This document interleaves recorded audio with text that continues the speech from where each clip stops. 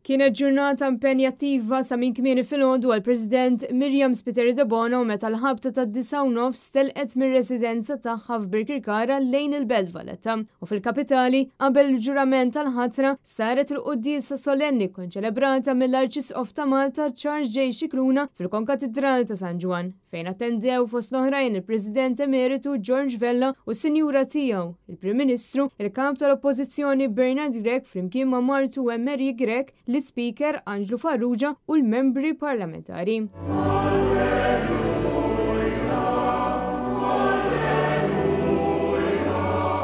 Waqt l-omelija l-Arċisqof indirizza lill-President Spiteri de Bono fejn saħaq illi matul il-5 snin li ġejjin taħt it-tmexxija tagħha għandu jitkattar is-sens ta' għaqda f'pajjiżna. Il-poplu tagħna għaċċan għall-għaqda u sliem.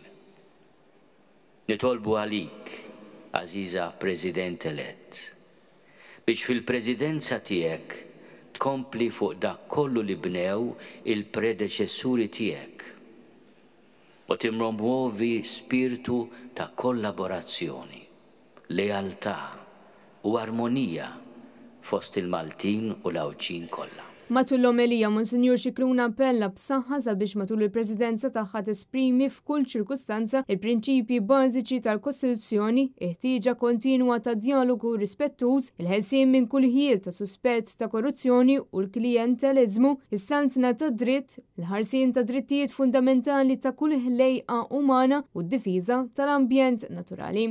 Intant, matul il-quddiesa pparteċipaw raba ta' Miriam Spiteri de Bono biż-żewġ ulieda, Elena Kepelkjur u John Spiteri de Bono jaqraw l-ewwel qari u s-salm responsorjali rispettivament. Mart it-tifel tagħha Esmeralda rat it-tieni qari f'din il-quddiesa. Sinifikanti wkoll il-font li n-neputijiet tal-President Pippa u Beppe Spiteri de Bono ta' 7 u 5 snin u Alexandra u Paul Tipo ta' 14 u 12 sena tellaw l-offerti f'din iċ-ċelebrazzjoni.